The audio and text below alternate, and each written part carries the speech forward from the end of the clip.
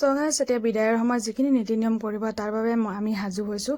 এইফালে যেতিয়াই কি বস্তু লাগে সেইখিনি যোগাৰ কৰি দিছে, মই এইখিনি মুচি কাচি ঠিক কৰিছোঁ। আৰু এইফালে হাজবেণ্ডে চাইছেনে মানুহ মাতিবৰ কাৰণে ঢোল বজাব ষ্টাৰ্ট কৰিলে, কিন্তু হয়ো যেনেকৈ ঢোল বাজিব ষ্টাৰ্ট কৰিলে তেনেকৈ মানুহ আহিবলৈ ষ্টাৰ্ট কৰিছেগৈ। আৰু এইফালে চাইছেনে এইফালে ভতিজী ছোৱালীজনী ধুনীয়াকৈ চফা কৰি দিলে। ছোৱালীজনী এটা হাত ভঙা, কিন্তু তাৰ চখ আছে যে মই চফা কৰিম বুলি ক'লে। তো এইকাৰণে তাই কাপোৰ এডোখৰ দি ধুনীয়াকৈ মঞ্চ আমাৰ এইখিনি হৈছে যোৱা বছৰ 3 বছৰ আগৰ মূৰ্তি হয়। তো এই বছৰ যিটো নতুন মূৰ্তি আছে সেয়া থৈ দিয়া হৈছে, আৰু পুৰণা মূৰ্তি আমি যিহেতু বিসৰ্জন দিব যাম। তো মই এইফালে শৃংগাৰ কৰি আছোঁ। প্ৰথমত দিলোঁ তেল, তাৰপিছত এইফালে কাজল লগাই পিনি সেন্দুৰ ফুট দিছোঁ।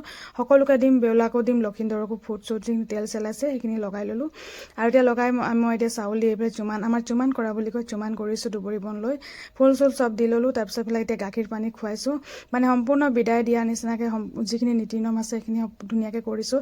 আৰু এইবাৰ মই প্ৰথম কৰিছোঁ জানেনে, কাৰণ অন্যবাৰ আমাৰ কি হয় ৰাতিপুৱা সোনকালে দিয়া হয়, তো 4টা মানতে বিদায় দি দিয়ে। তো এইখিনি নাপাওঁ, এইবাৰ কিন্তু পিছবেলা দিছোঁ যে সেইকাৰণে পাইছোঁ আকৌ। তো এই দেখিছেনে এইফালে আমি 3জনীয়ে কৰি আছোঁ। এইফালে জেঠী প্ৰসাদ লৈ লৈছে, এইখিনি তাত কৰিবলৈ এতিয়া নৈ কাৰণতো যিখিনি নীতি নিয়ম কৰিব লাগিব সেইখিনি বস্তু বান্ধি লৈ আমি এতিয়া যাবলৈ ওলাইছোঁ।